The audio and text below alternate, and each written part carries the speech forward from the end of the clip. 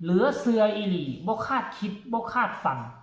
ว่าหมู่เพื่อนของแม่จอยอยู่ทั้งสวรรค์จะต้อนรับขับสู้ธิดาลาวกับแม่เท่าดีขนาดนี้สบายดี FC แฟนคลับมาพบมาพ่อกันแล้วอีกคลิปที่2เนาะมื้อนี้มาแบบรัวๆเลยมาแบบรัวๆมีข้อมูลข่าวสารน่าสนใจหลายสิ่งหลายอย่างพวกเฮาจนบ่สามารถเฮ็ดคลิปเฮ็ดข่าวแบบมันทวงทันเวลานะ FC แฟนคลับบางคนก็คอมเมนต์มา FC แฟนคลับบางคนก็ทักท้วงมาอันนี้ก็ถือว่าเป็นการดีต่อเจเบาลาวบางข้อมูลข่าวสารเจเบาลาวก็บ่ฮู้ก็เป็นเพราะ FC แฟนคลับคอมเมนต์มานู่นนี่นั่นจึงได้มีข้อมูลข่าวสารมาเฮ็ดคลิปทำข่าว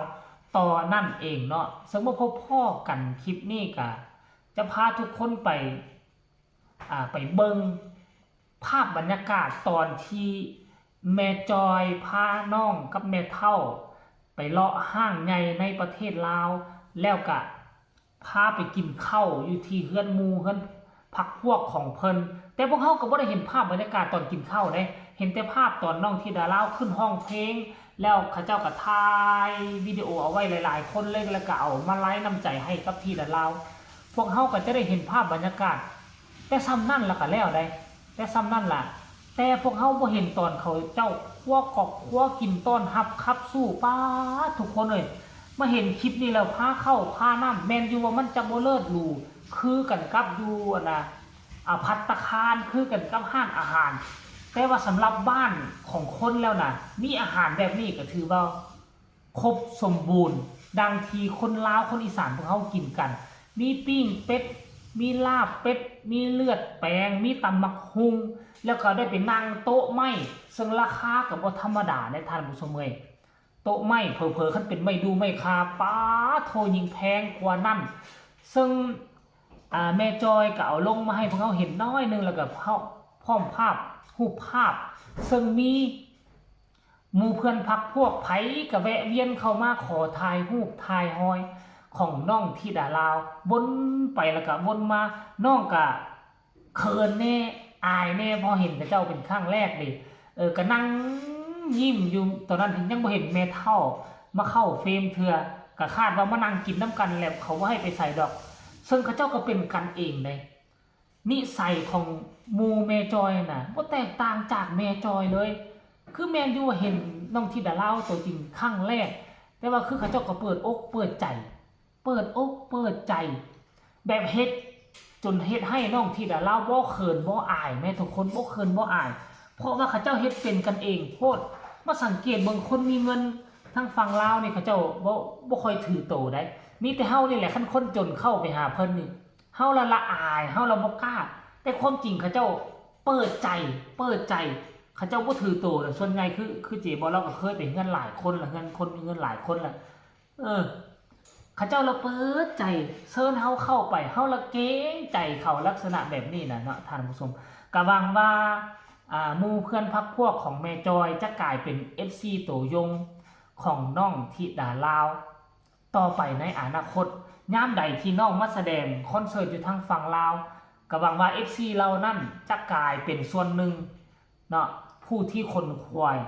มอบมาลัยในยามที่ธิดาลาวขึ้นเวทีทำการแสดงร่วมกับแม่จอยเนาะท่านผู้ชมรายละเอียดก็ให้ทุกคนไปชมคลิปบรรยากาศเรานี่แล้วจังมาพ่อกันในช่วงต่อไปชมพร้อมๆกันเลยมากินข้าวน้ำเอาคนน้อยมากินข้าวน้ำโอ้ยตำบักหุ่งก็ยังบ่ทันแล้วตำบักหุ่งกินน้ำหวานอันนี้มาอันนั้นกินข้าวเอาคนน้อยมากินข้าวน้ำเอาคนน้อยมากินข้าวน้ำโอ้ยตำบักหุ่งก็ยังบ่ทันแล้วตำบักหุ่งกินน้ำหวานนี่ละทุกคนไปพุ่นกินปลามาพี่กินซีนคนที่จะมีความสุขที่สุดในมือนั่นก็น่าจะเป็นแม่เฒ่าของธิดาลาวเนาะแม่เฒ่าคงจะนั่งยิ้มเป้ยแล้วมือนั่นน่ะแม่จอยกับพามาส่งกับห้วยกับมืดแล้วได้ประมาณ 7-8 โมงแรงคนใดทุกคนประมาณ 7-8 โมงแรงพากันแล้วก็ยังจะเห็นแม่จอยคอยถ่ายทอดคอยเอาวิดีโอมาลงเทอละน้อยละน้อยเนาะคอยเอามาลงเทอละน้อย ให้เฮาได้เห็นได้จุใจยังตอนไปเลาะซื้อของตอนนั้นก็ยังบ่เห็นวิดีโอได้เห็นแต่วิดีโอที่ดาราหลุดออกมาแวบเดียวแล้วก็หายไปเลยเนาะก็คงจะมีวิดีโอจากแม่จอยคอยเปิดออกมาเทอละน้อยละน้อยตอนไปเลาะซื้อเครื่องซื้อของซึ่ง FC แฟนคลับก็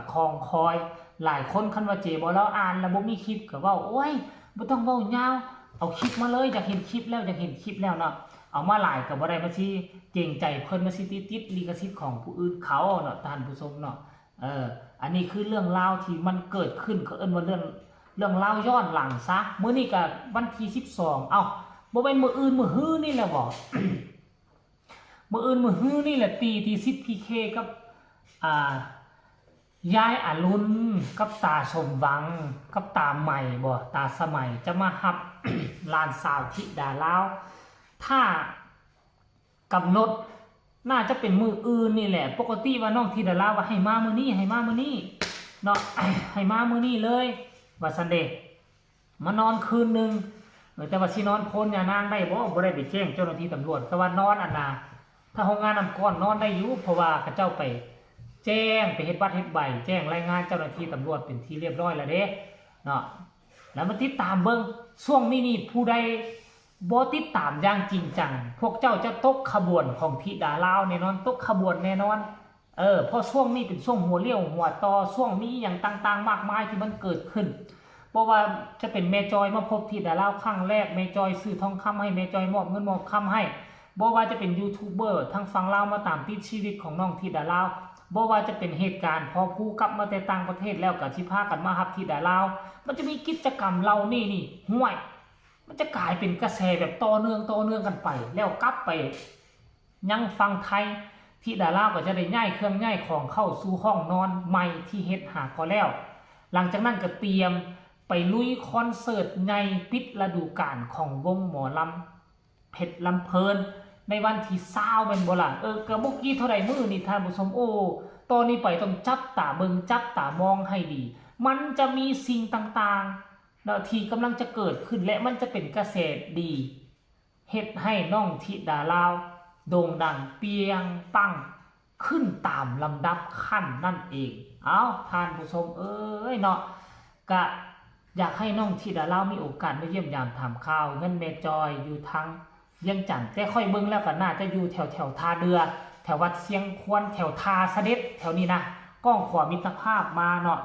ซึ่งแม่จอยก็ได้เว้าออกมาเทื่อนึงแล้ว